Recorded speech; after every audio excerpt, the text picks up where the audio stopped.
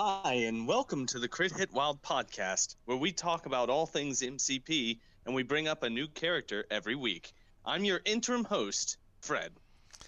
I'm Brad, and when does interim turn into host? Wi- uh, Good question. Well, I'm still not willing to take on that mantle. Whenever I'm willing to take that mantle, that's when it happens. Who else is We, here? my name is Steven. I think we need a vote on this, Brad. You're welcome back anytime, Jared, if you're listening. You're probably not.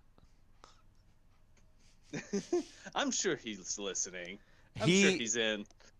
if he's working similar type of thing to what he was before, I'm sure he listens to lots of podcasts. Yeah, I would yeah. too. Uh, right now, Brandon is not here, but he should be joining us shortly. He's just in the middle of something at the moment, and He had a he will hot become date, available. so Yeah, that's exactly what's happening. Speaking of which, also, Brandon and I had a hot date where we recorded a podcast together, and it was a lot of fun, and you should listen to it. It's called Well Laid Plans. I almost said All According to Plan. It's called yeah. Well Well, Laid that was Plans. in the running. So Yeah. well laid It's plans called is shorter. Yes, and I think it's a better time. And it was a lot of fun, and you should listen to it because we talk about making a roster for Midnight Suns. Uh, yeah, go watch that. You Check can it out on YouTube or you can whatever your podcast. yeah yeah. Why YouTube on our channel or in the same feed as this podcast if you're listening to audio. In fact, it should be the episode before this one. Indeed. All right, let's go into news. So we got some team tactics cards from for Emma Frost and for uh, oh God, Psylocke. I almost called her Mystique, and that's wrong. Pasiliki.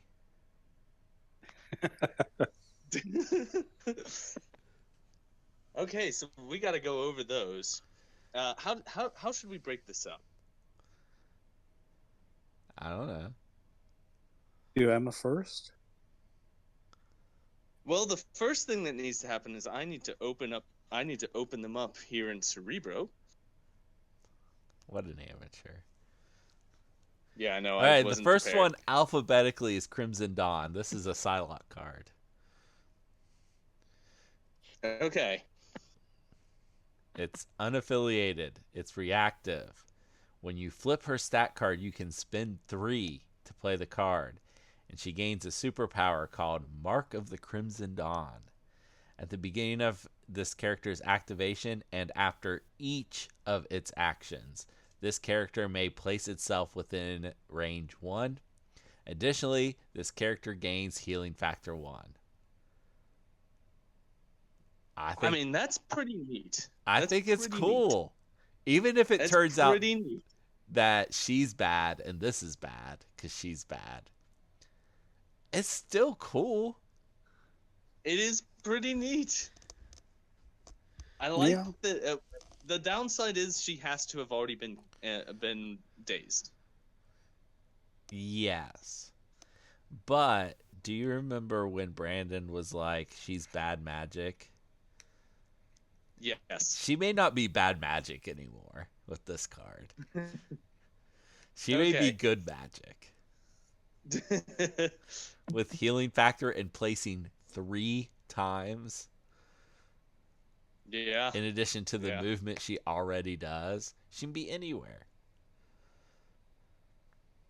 It also Can I allows make you one to aside? exceptional healing her.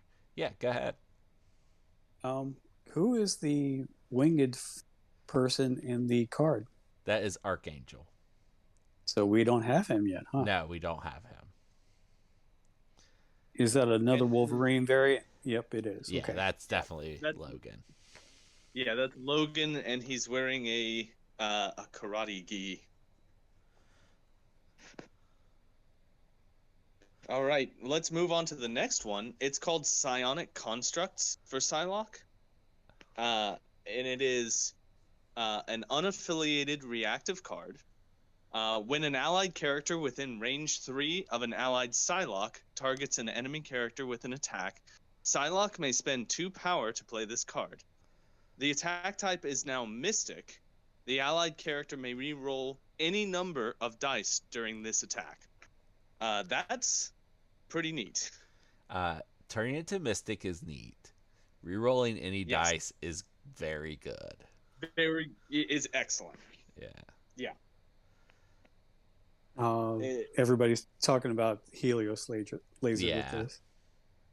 Oh my goodness. You get 2 less dice, Oh my goodness. but you do get to reroll. Oh geez, I didn't even think about that. But you know who I'm thinking about? I'm thinking about Doctor Strange and Seven Sons of Sinibus. I don't remember what Seven Sons does. Hold on. Go ahead and say that, but I want to check the wording on this real quick. It's a beam attack from Doctor Strange. He has to have 2 allied characters within range 2 of him that are not dazed. And it is range 5, 8 dice, costing 0 power. However, he has to spend 3 power on the tactic card.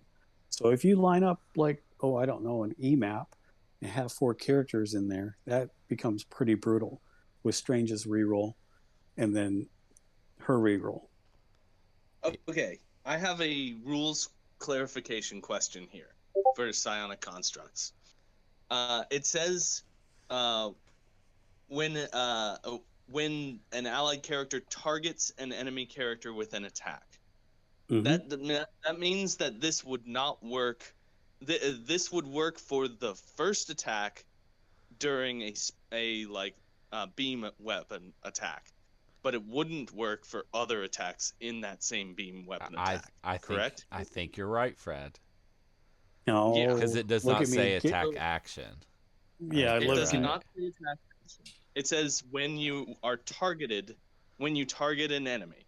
So you would choose, like, if the beam hits 3 people, you'd start with person, let's say Red Skull, Master of Hydra, and then you'd decide to spend the power on Psylocke and turn it into a Mystic for that attack.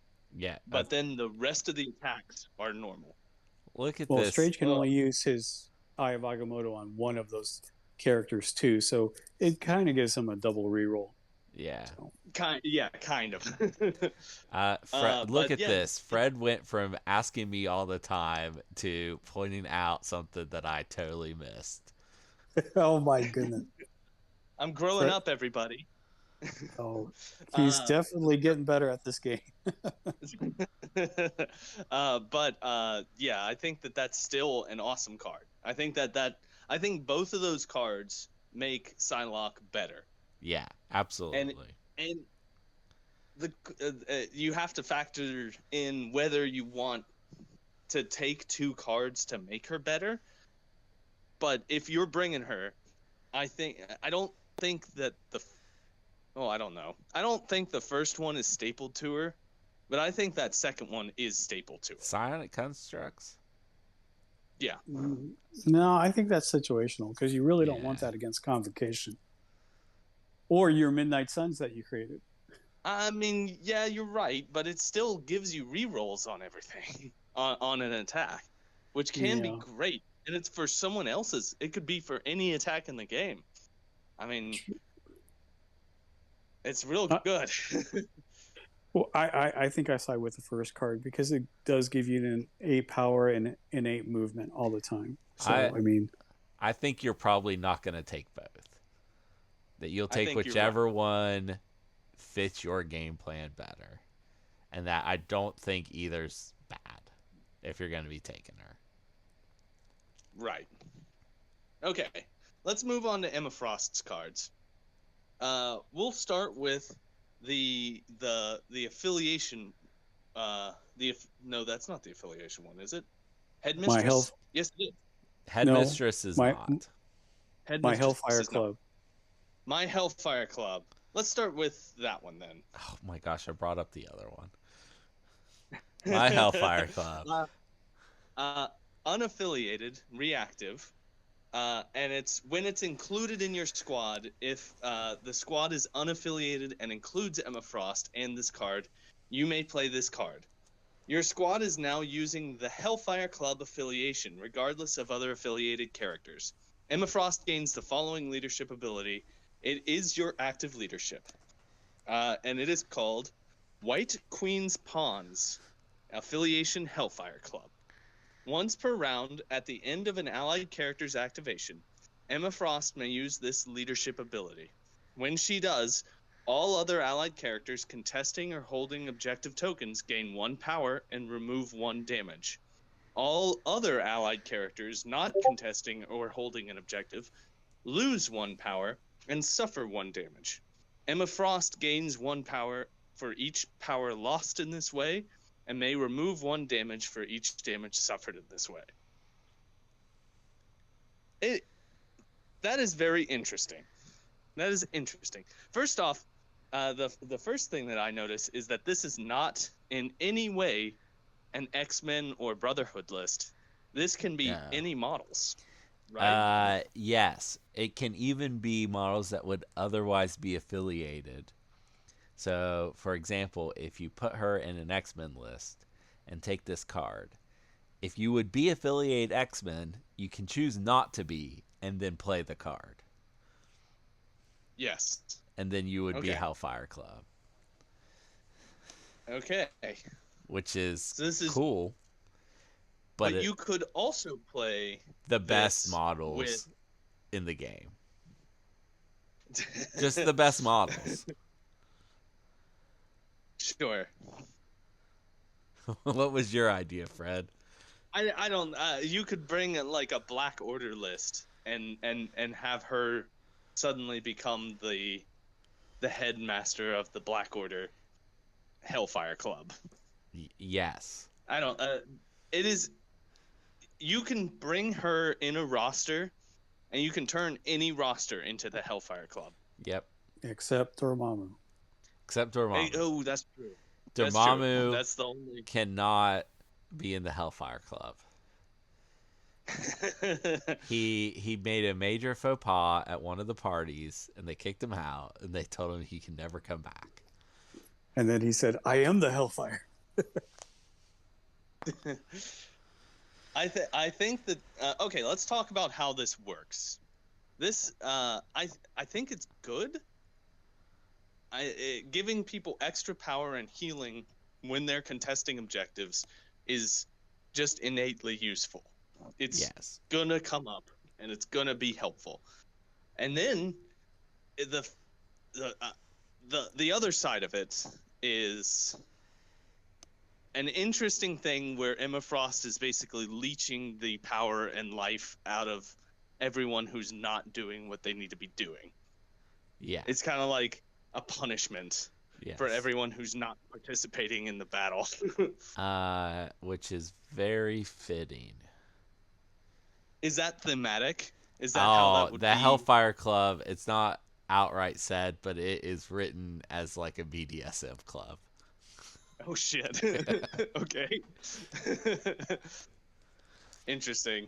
I played this leadership last night in the one and only game I played, and it was interesting. My list was not the best list, but the leadership felt good. Like, I felt like well, we will talk about we'll talk about that later. Yeah, but I'm just saying, like, I've played with this. I think it is worth playing. Okay. With better models than I played with. Is this better Weapon X leadership? You know what? The Weapon X models do go very well with this, I think. All that healing factor. Oh, no. Don't tell me that. Well, let's move on. Let's move on to the next card. Let's do Headmistress next. And this is a card for the Uncanny X-Men. It is an active played card. And during Emma Frost's activation, she may spend X power to play this card. For each power spent, an allied Uncanny X-Men character that is not holding an objective may advance medium. Oh my god. I want Uh, so bad to break this first turn, and there's just no way.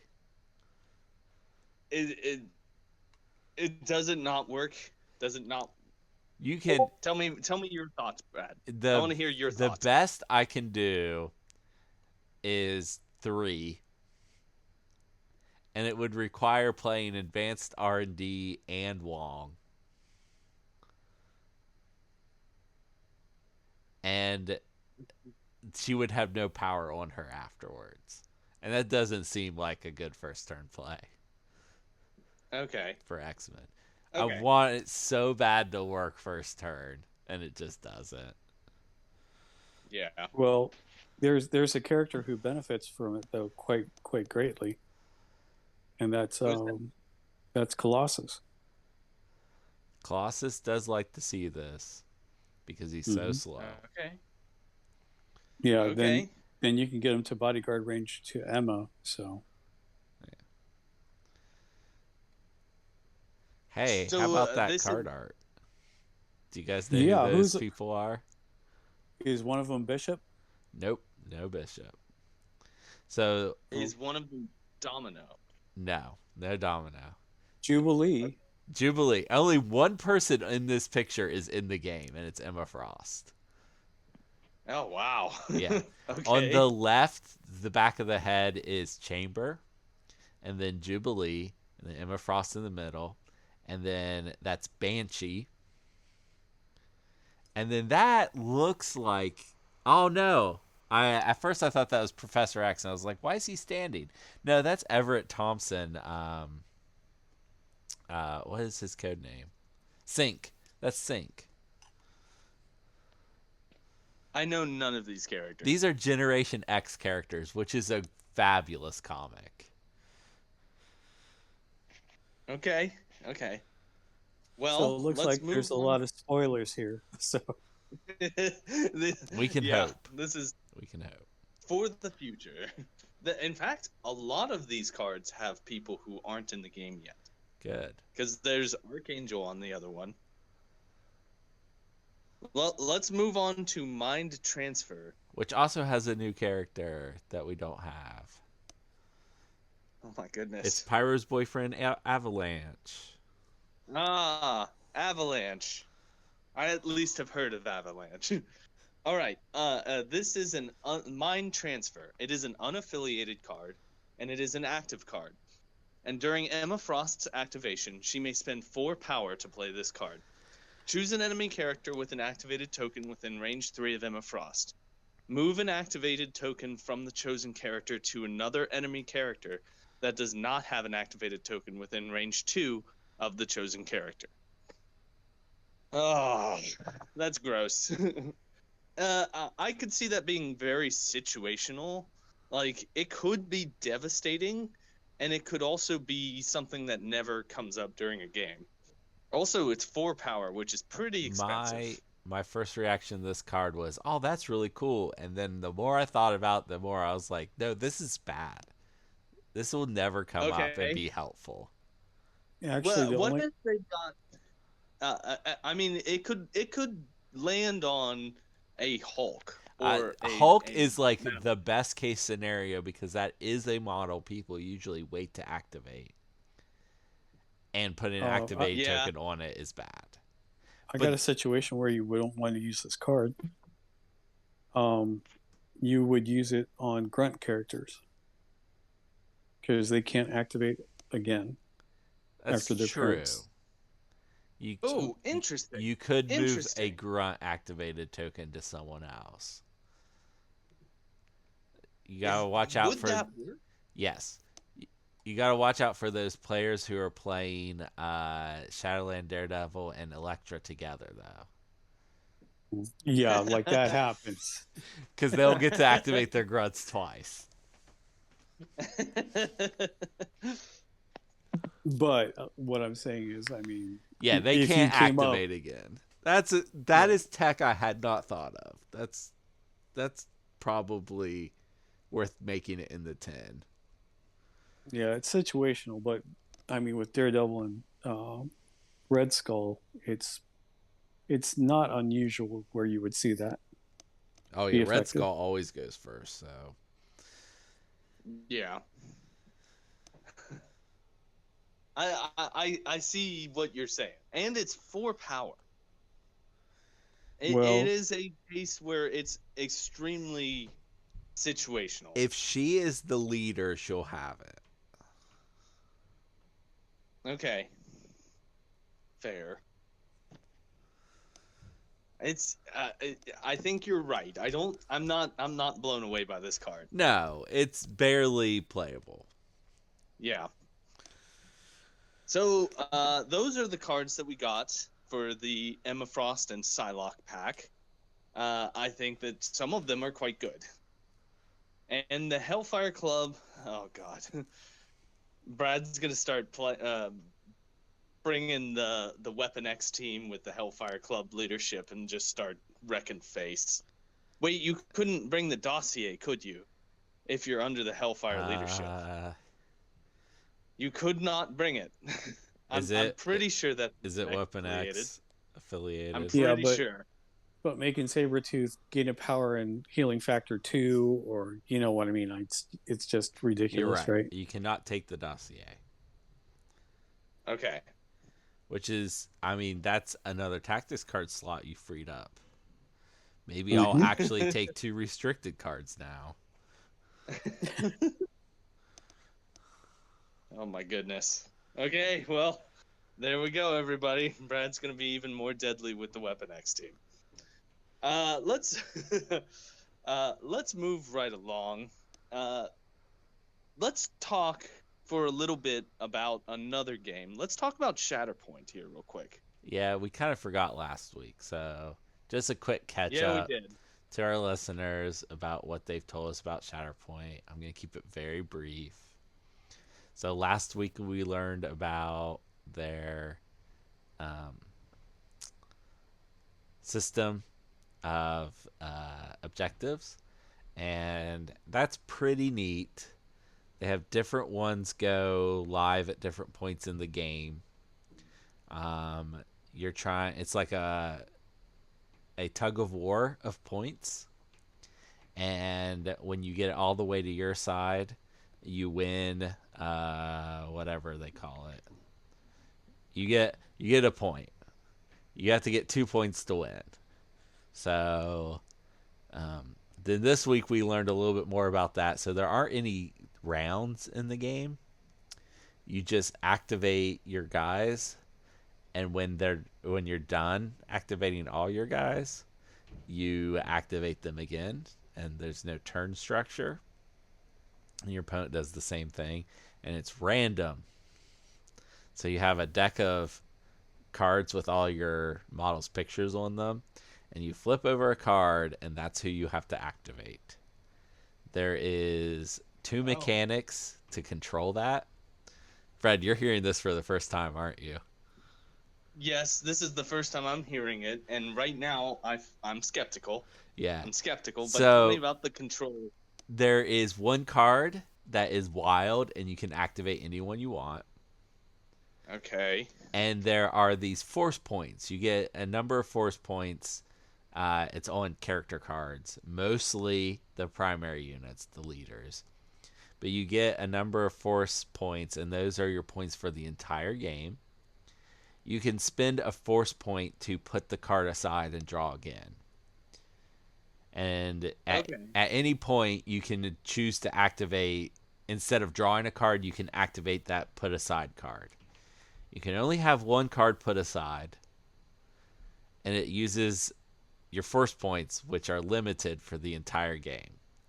Those force points also activate your force powers that your Jedi and Sith and stuff have. So they're valuable points. Huh. Okay. This has told me that this game is going to be a casual game. Right. Yeah, I don't Uh, think it's going to have a that, big tournament scene. I was just thinking, like, what happens during a game when the person that you really desperately need to activate is on the bottom of the deck?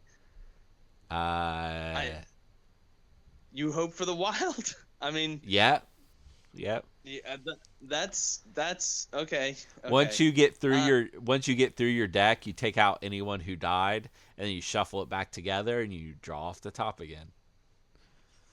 okay. Well, that's how that's gonna Yeah, work. it's like I it's even more random than Legion, and Legion was Yeah, I know. That's what I borderline was just thinking. on the whole tournament thing. I don't think this will be a tournament game. They're like they made MCP and they told everyone it was a casual game, and this community went bet, and then MCP went no, for real. This one is going to be casual, guys. You mean AMG? AMG. Who do I say? You said MCP. MCP. MCP. Yeah, yeah, yeah, yeah. Yeah. Same The thing. but the I, I am yeah, this is gonna be a casual game, and I'm not against that. I'm gonna No. probably still buy it and play it. And I need before I cast any judgment, I need to play it. I need to see how it plays out. So I'm not into that as a system. I'm I loving the I'm loving this whole thing about I was gonna buy the game so I could play with all my friends who were gonna buy the game, and now like half those people are like, oh, I'm not sure about this game, so I might not have to buy this game. yeah, yeah. Who am I Okay. kidding? They have cool clone models. A game you Also, never buy is a game you'll never be frustrated by. That's true. that's true. This is AMG, and AMG has a good track record of making fun and playable games. So And killing they Armada. make, yeah, yeah. They didn't invent Armada though, But they did but kill it. They took it out they did. back and put a bullet through its head. I'm looking at a whole bunch of Armada models right now, and a small tear is going Here, down my cheek. here's the difference between AMG and Fantasy Flight. Fantasy Flight was just never going to talk about the game again, and AMG said, guys, we don't have anything planned right now. Right, right. Fantasy Flight was like, let's sweep this under the rug, and AMG was like, hey, people, we hear that you want this, and we're gonna tell you that you're not getting anything. Yeah. Christmas is canceled, but that's okay. Now you know, so that when December 25th comes around, you aren't. Yeah, you can just in go your room get crying. some Chinese food and watch a Yeah. movie. Have a nice time. Watch It's a Wonderful Life instead of playing Armada. All right, let's move on. Let's move off of Shatterpoint, and let's talk about Cerebro. Brad, hey. do you have anything to add about Cerebro? Yeah, Cerebro is an MCP roster builder. You can also play games on it. It has a dice calculator. It has resources. It has reference.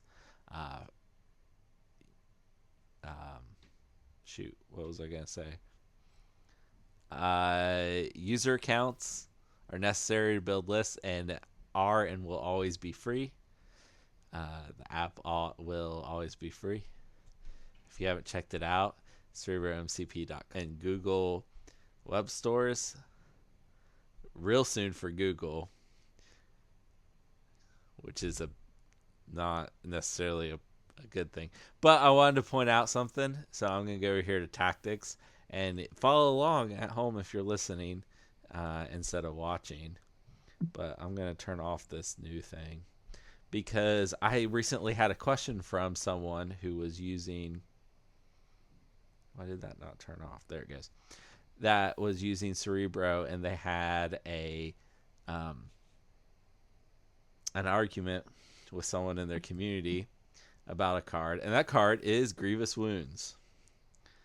And now I have the card with the new wording on it. So it's Grievous Wounds has the correct second paragraph. But I did not know there was actually a physical copy that had the new wording. But any card that has an errata, if you go over, see, this is the tags, is the second window. And then errata and FAQ is the third one over. And then after that is all the pretty artworks. But the important part was the errata is always there. So you should swipe twice over to see any errata on any card. Like Spider-Man. The card is correct with the right amount of health because I got a Photoshop copy where someone photoshopped the 5 into a 6. But even before I got that, it showed in the errata that his health on the front side should be 6. So check the erratas. They're often relevant. Like the one for grievous wounds means that it won't prevent Immortal Hulk from living if he doesn't already have an Immortal token, but it will prevent him from healing during the activation phase every time you activate a model. So, probably relevant. We will talk more about that later. No, we won't. Because this is Immortal Hulk's episode. I think that's all for Cerebro today. Okay. Then let's move on. First, let's talk about an upcoming tournament. There's going to be an upcoming tournament in Charleston. I should say it's going to be at Lost Legion Games in South Charleston. So look that up online if you're interested in coming, and show up on, what's the date of the tournament there, Brad? March 18th. On March 18th, everybody. We have 9 or 10 already say that they were coming. Really? Holy moly. Yeah. Okay. Awesome. That's great. I'm glad to hear it, everyone. We're going to have a good time. That was counting you, Fred. You are coming? Yes, I am. Okay. I'm a maybe. You were the or 10. Oh, okay. Yeah. Thank you for including me. But we hope to see you there. We will understand if you can't make it because it is quite a journey for you. There will be a trophy. Because for me? If I come? Well, for the first place player, because one of the other players coming got real excited and bought a trophy. Thanks, Ryan.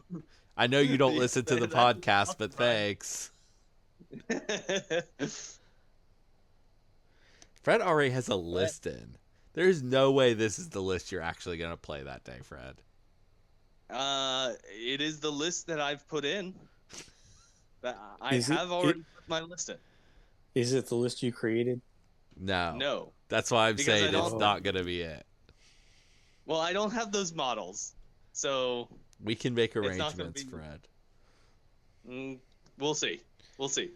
March 18th is quite a ways away still. Ryan signed up with Hellfire Club. Okay. Is he? Yeah. Just move on. It's fine. Okay. All right. Let's talk about the games we've played recently. This is the day after our Charleston area game night. Steven, do you have any games that you've played recently that you want to bring up? No, I'm working in Naples, Florida. Even though I have my models with me, nowhere to play. So, oh boy. Anyway, I'm sad. That is unfortunate, but understandable. What about you, Brad? I know that you got a game in yesterday. I did. You want to talk about that? I did. I played against Michael, right? I didn't play you. I played Michael. Yeah. Correct. Yeah, Yes. I remember because I've played against that. I feel like my most common opponent recently has been Michael playing Red Skull 2. I played Emma Frost, Hellfire Club, with Logan, X-23, Domino, Mystique. And he played Red Skull 2, Red Guardian, Bob, Spider-Woman. That might be it. That's all I can think of. And I have not lost a game this bad in a long time. Ooh, I really? was up on points the first turn, and then way behind the second turn, and then the third turn I finally realized I should probably, it was a D, and Emma was just sitting on my home D getting a point. I realized I probably should move her off because Red Skull was in energy mode, and she was my Mystic attacks. And I Yeah. moved her off, and I made an attack, and I didn't daze him, but that was fine. I was like set up for the next turn, and Michael's like, I get 7 points and win, and I'm like, oh, okay. How did he get 7 points? He got 3 of the D's, and he got. We were playing, what was the extract? He had all 4 of them. Scrolls. He had all 4 scrolls. Oh boy. So he just got 7 points and won.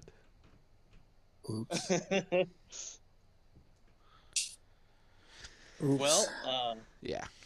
I had a game against Michael also, where I was playing the new Midnight Suns roster that I cooked up with Brandon during our podcast. And let me just say that I really enjoy Midnight Suns. I think that it's a really cool affiliation, and I need to buy those models ASAP. Even though you played it wrong? Even though I played it wrong. I used a not ideal characters. If I had played different characters, I would have done better and possibly won. I still feel like I did great, and I still enjoyed the game immensely. So, and you're gonna hear me be very trepidatious about Iron Fist in the podcast with Brandon. I take it all back. Iron Fist is awesome. I like him a lot. Fred, you also need to remember that Voodoo is immune to Incinerate. So he should be one of the first picks for Demons Downtown. Yep, I didn't bring Dr. Voodoo in Demons Downtown, and that was a mistake. But I was playing against Michael's Red Skull 2 list. We were playing 19 points, and I went tall AF, to say the least. I brought Blade, Malekith, Ghost Rider, and the Iron Fist. And while that was not good, I should have not brought Malekith. I should have brought Malekith should have been like Voodoo and Moon Knight. Yeah. Voodoo and Moon Knight. Exactly. Voodoo and Moon Knight. But it still played great. It still played fun, and I enjoyed the game immensely. Even though I lost pretty handily. Michael kicked my ass. So you're saying you like the bump? I love the bump. I loved it. It was so much fun. The bump in the night. And I guess.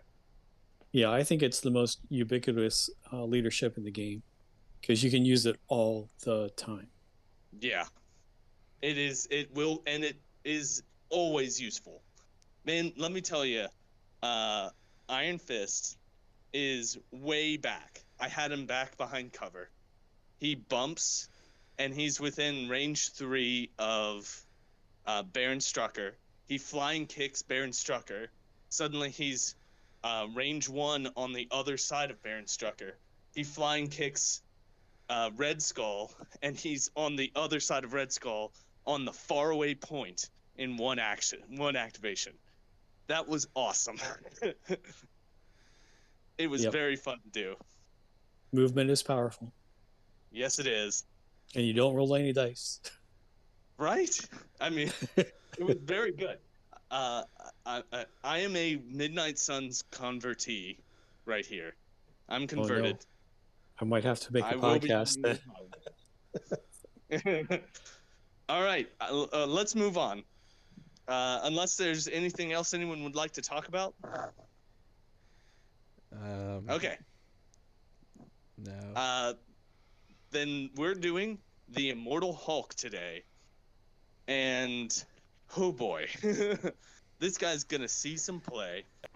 Nah. Okay, so let's I've got him opened up here.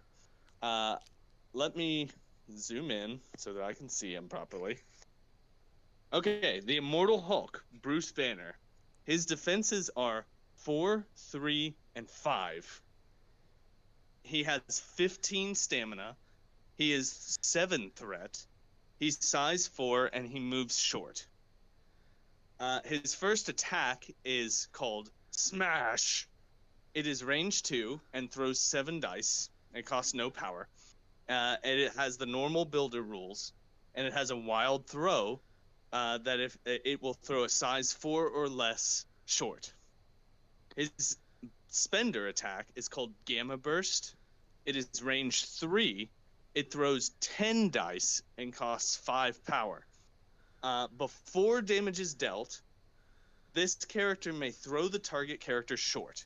That is unsize restricted, and there's no trigger. It just happens. And it's also before damage is dealt, which is even better. And then the target character does not gain power from damage dealt by this attack. Would they gain power from the throw damage? I think Yes. they would. Yes. Correct? Yeah. Okay. Brad, why don't you take the first 3 superpowers there? The first one is Gamma Leap. It's the same Gamma Leap. Cost 3, place them within 2. Next one is Leave Hulk Alone. It costs 3, and it is a train throw. Choose an interactive train feature or enemy character. Sorry.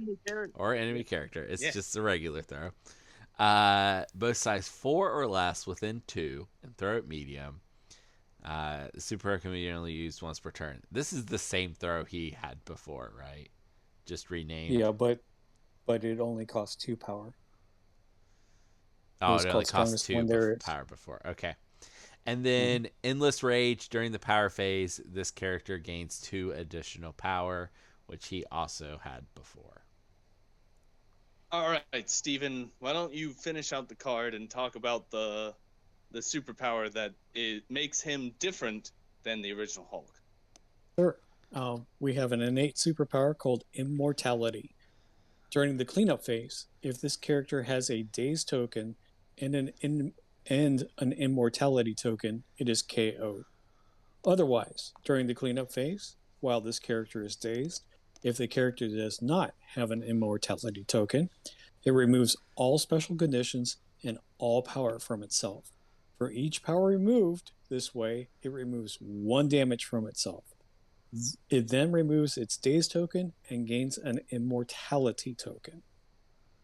So that's the only way you can gain an Immortality token from the being dazed. The Green Door, another innate superpower. At the end of each turn, not just Hulk's turn, not just your turns for other characters, but everybody's turn. If this character has an Immortality token, it may remove 1 damage from itself. If this character ever has no damage, it removes its Immortality token. So you start the cycle again. And then the last innates are immunity, and those include Hex, Poison, and Stun. Which he had Poison and Stun before, but Hex is new. Oh boy. All right, so this is the Immortal Hulk. He's a Hulk with 15 health instead of 20, and he doesn't die when you kill him. This is nasty.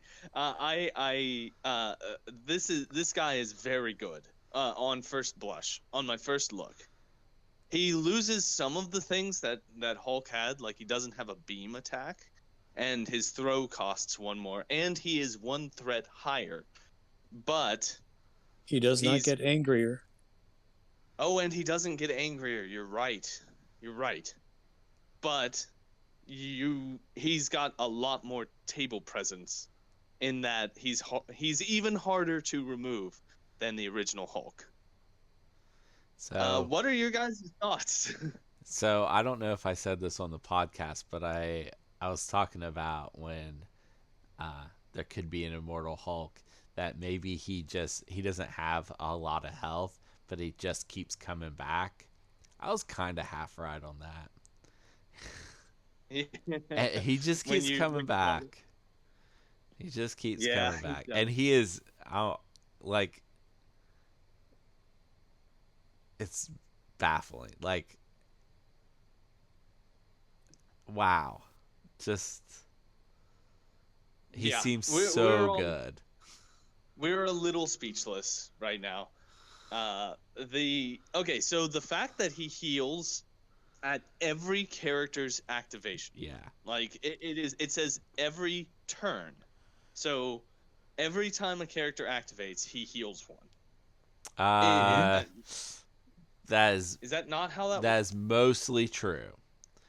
Okay, If what if is? Tell me you why if you that's do a not. chained activation, he heals once at the end of the second character's activation.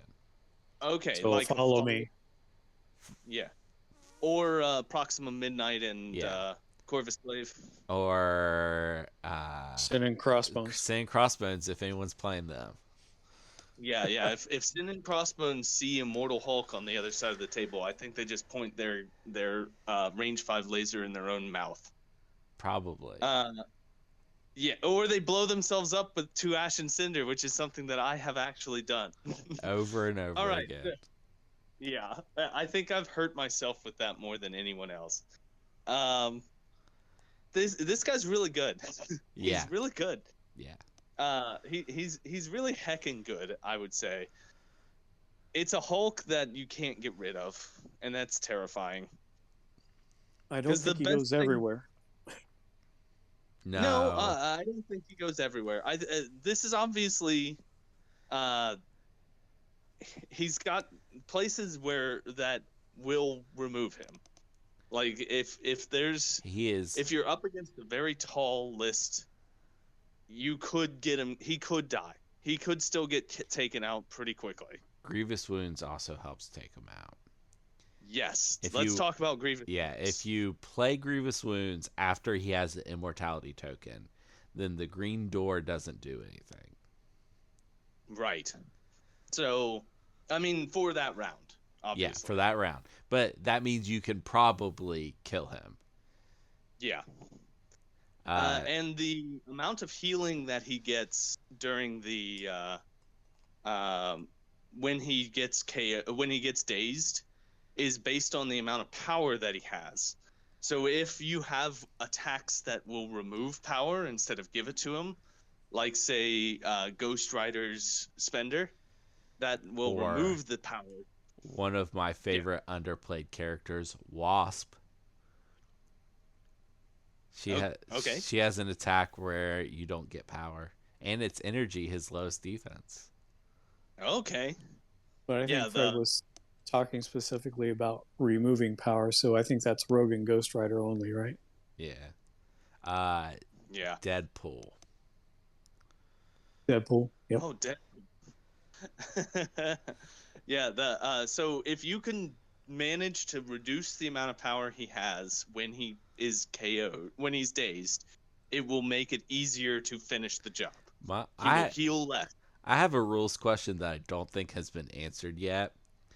What if at the cleanup phase he's dazed, does not have an immortality token, and he has no power? I think he'll just re-daze, right? I think he just re-dazes. And then at the end of the next cleanup phase, he dies. He KOs. I think hold on. Does not have immortality. Remove this. Daze token and I think he dies right there. Or no. Yeah, I think he dies right then. Oh, okay. Because he'll gain a dazed and an immortality token, and then during the cleanup phase, it might be the next turn. Here's the issue with it's the next turn. Would he heal?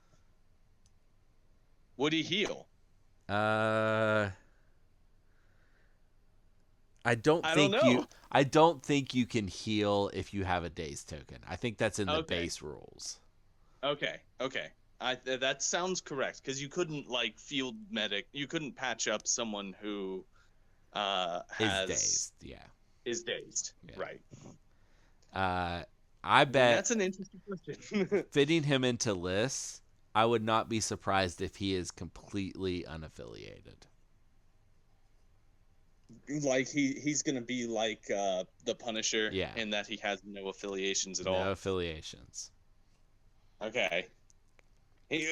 That would be good because I mean if he's affiliated with something, I think that they bring him in every single game, whatever the faction is.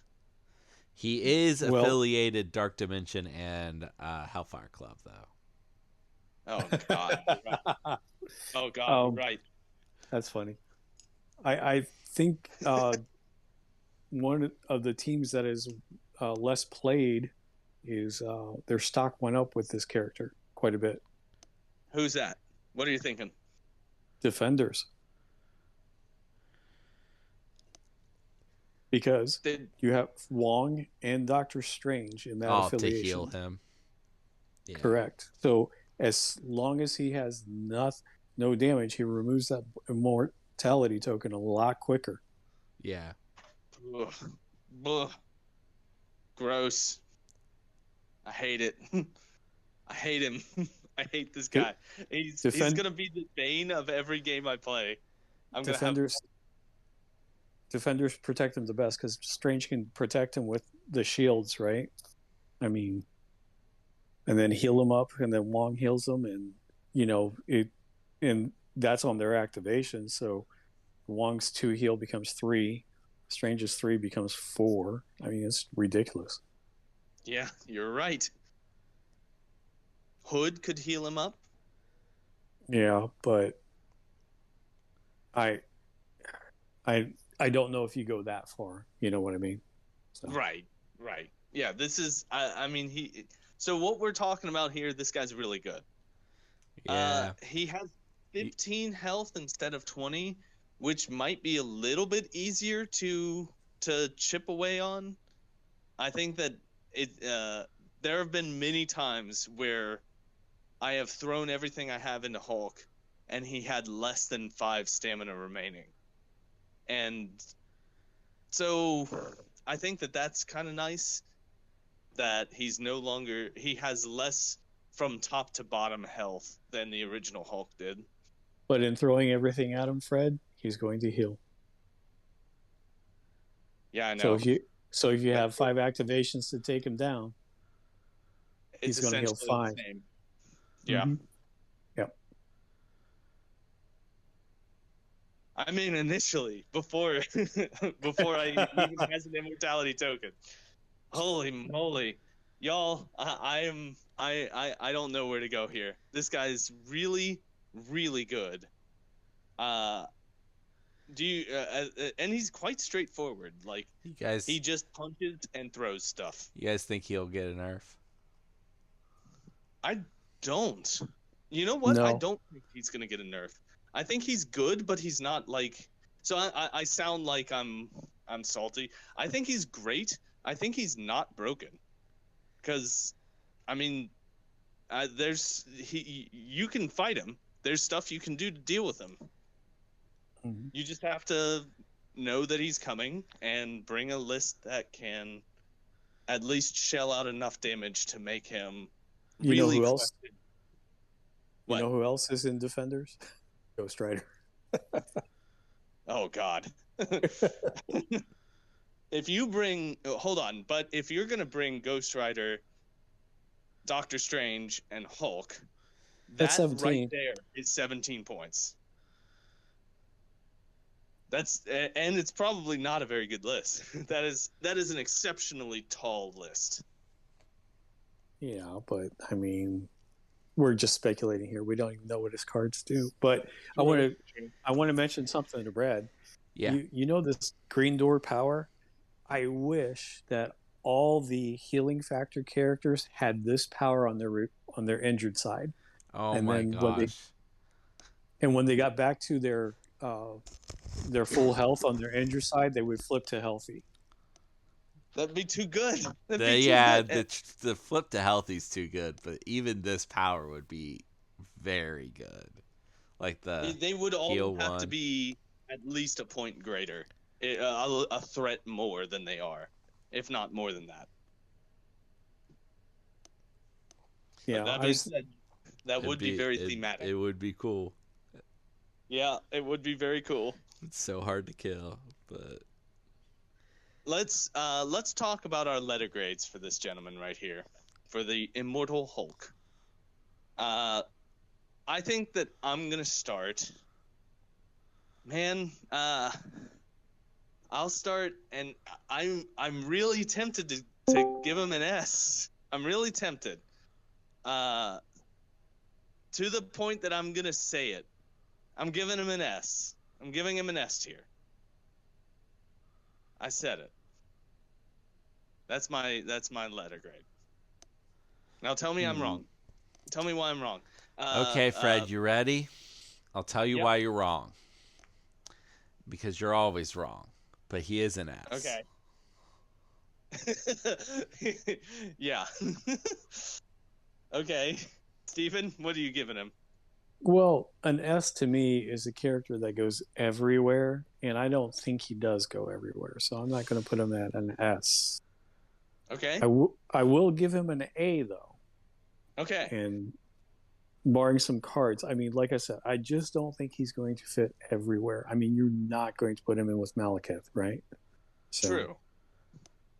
Correct. I will not. I think that he is I think that 7 points is crossing a line that 6 points doesn't cross, where it makes it so that he's just too tall to fit into some lists.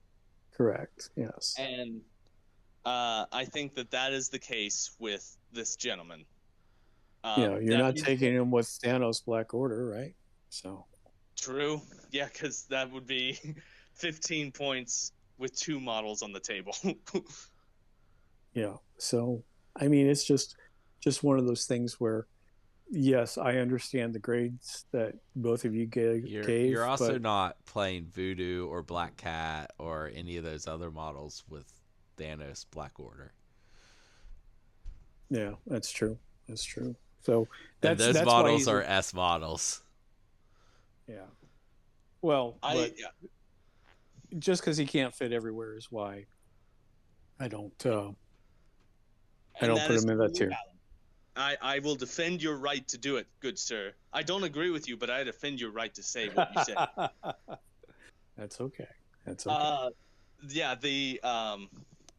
I think he but that being said, I do think he's totally S tier. And I think that this is another character that everyone is going to have to factor in when they make their rosters. Just because the idea that your opponent might bring Immortal Hulk is going to change what you bring. Everybody's going to stack Grievous Wounds. I bet you're right. I bet Grievous Wounds sees a ton of play from this point forward. It'll be the 10th card. Yeah. It's just going to be in every roster. Grievous Wounds. So that you can finally remove this effing Hulk from the table. Menace. The word you're looking for is menace. This green menace from the table. Okay, so a little retrospection. His counterpart, who's also 7, which one is better? His counterpart, who's also 7?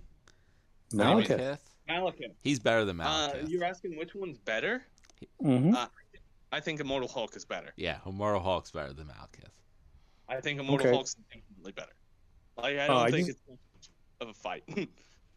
I just wanted to bounce that off. That's all. What? I just wanted to bounce that off. That idea. You know? Yeah. I mean, Malekith does a lot, and the stuff he does is different than what Hulk does. I think Hulk is better because Malekith can get removed from the table. Malekith only has 17 total stamina, and He has defense tech though. That's true, but less defense tech after the errata. And yeah, I mean, I'm not saying it's bad. I'm not saying that Malekith is bad.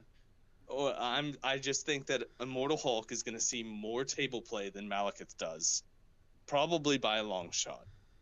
And Immortal Hulk is going to change more rosters than Malekith does. I can see that in the short term. Yeah. Okay.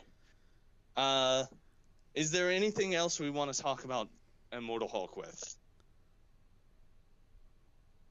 Go buy him.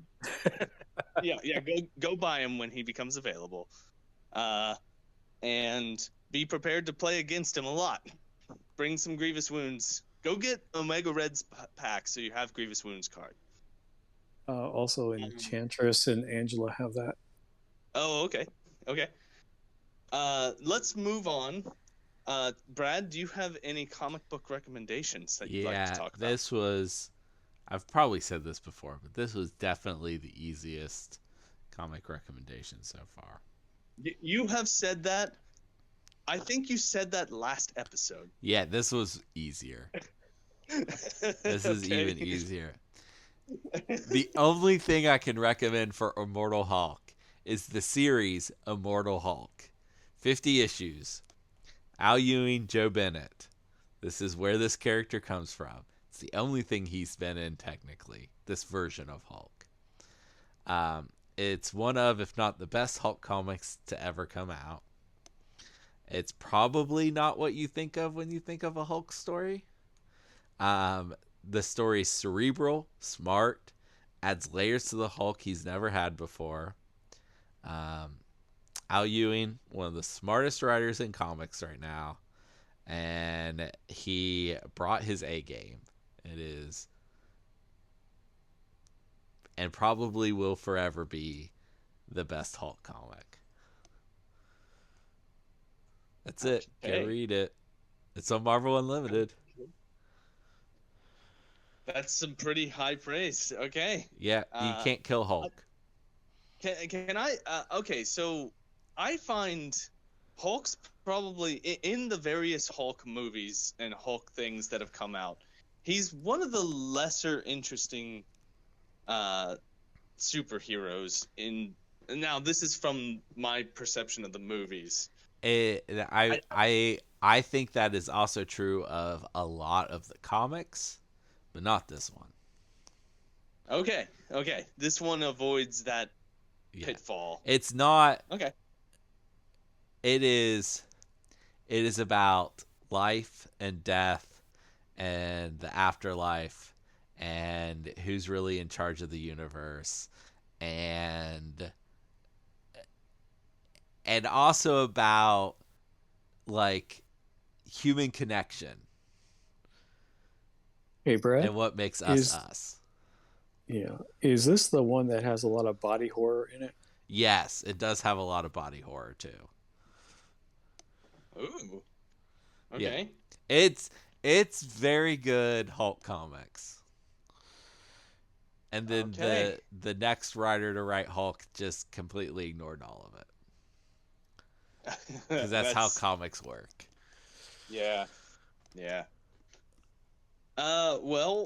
We still do not have a Brandon joining us. We don't. So I will have to make a list for Immortal Hulk to go in. You ready? Wow. To be fair, Brandon is just creeping in the background. Oh, Brandon's here. Brandon is also using the wrong mic. Yeah. Brandon's not using the wrong mic. I'm just in the car. Okay. Yeah, I've been stuck in traffic, so I haven't been able to. Just been creeping in the background. Okay, Brandon, give us a grade for Hulk. I am actually more with Steven than I am with you guys. I don't actively think he's better than Hulk 1, and I don't know if he's all that much better than Malekith. I think Malekith has an advantage because he has a leadership and a very deep roster with that leadership in Cabal. So I'm at that A+. I'm not sure I'm not sold that he's an S tier model.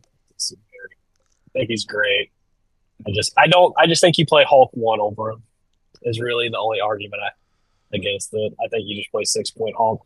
I think 6-point Hulk's better in almost every aspect. But what if some people who are speculating If are that, yeah, I right? mean, if it's, yeah, I mean, then it flips, right? And then and then he just takes that spot. Is that just too much? I'm fully on team with. He's an S tier model. If Hulk 1 is not legal to play, Which I don't but think will happen, but we if never Hulk know. 1 is legal to play, yeah, if Hulk 1 is legal to play, I think he's just the spot you put. Like if you have one spot for a 6, 7, or 8, like it's probably Hulk 1 because of the 7-point like weird math that occurs with the 7-point model. Um, Malekith before his nerf was easily splashed in every roster that existed, more as a threat than actually like ever anticipated to put on board. I feel like, and I think that could happen with Immortal Hulk as well. But I think you're going to run into sevens, just a weird number for a lot of affiliations that are playing a lot more threes and twos. Where you want to go super wide, so your math kind of just gets wonky because you don't really have the fours to pair with them. Hey, Brandon, can I cut you Yeah, off? I'm having a lot of trouble hearing what you're saying. I can we hear this take in the next episode? yeah, you're good. I'll bow back out and listen to everything. Okay, all right. I don't mean to cut you off. It was just I was having a lot of trouble hearing you. No, you're good. Okay, all right. Before you go, can you speak real clearly and say a list affiliation that you would bring him in?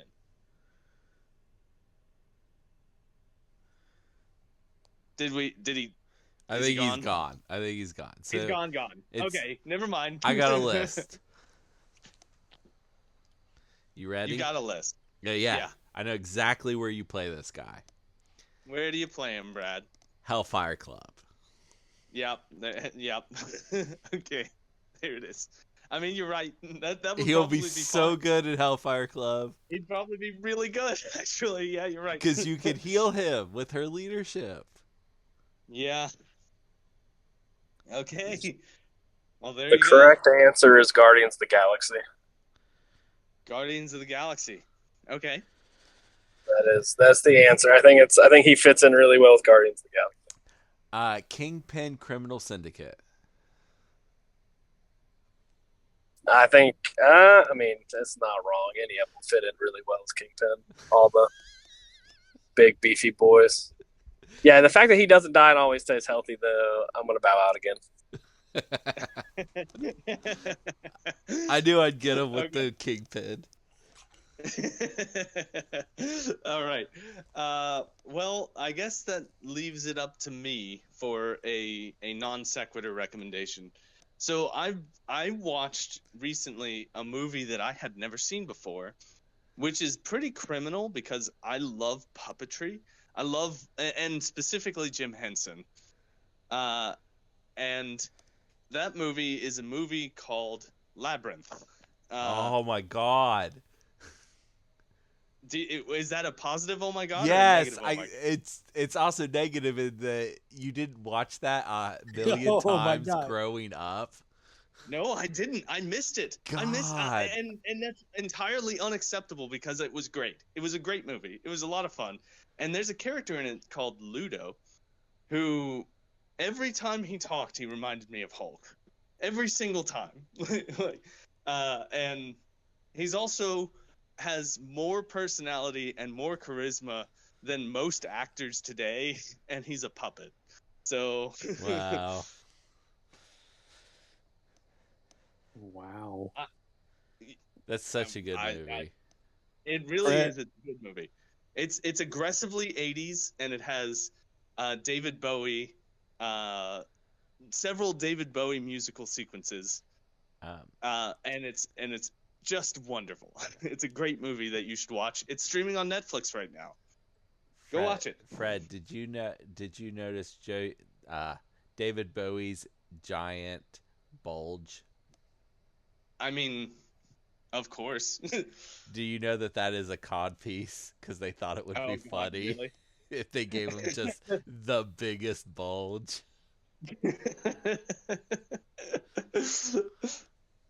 Oh wow. Fred, Yeah. I got another puppet movie for you. Oh yeah. What is that? It's by Peter Jackson of all people. It's called Is it the horror movie by Peter N- Jackson? No, it's called Meet Oh, the Feebles. Meet the Feebles. I don't think I've ever heard of that. Take a watch.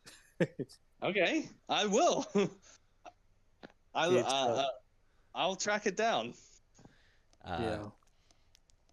While we're talking about movies people should watch, a student reminded me, I think today, about the movie Arrival, about space aliens and Yeah. talking to them. If you've not seen that movie, you should. It is very good. Yes, I love that movie. It, Amy Adams is great. yeah, he mentioned it today, and I'm like, man, I gotta watch that movie again. I think that movie benefit. Well, Yes, that, benefits from a rewatch. I'm yeah, sure it yeah. does. I got Yeah. you all beat because I'm old, so it was Close Encounters of the Third Kind. Oh, That was see, the Arrival I is a also love that movie. Arrival is a very different movie, though, It I is. know. than It's an that. extremely different movie. That being said, I love both of them. They're both good movies. All right, that's enough. That's enough of us talking. We've talked too much. Have fun out there. Have some games, and watch out for Immortal Hulk. Have good gaming, Jared.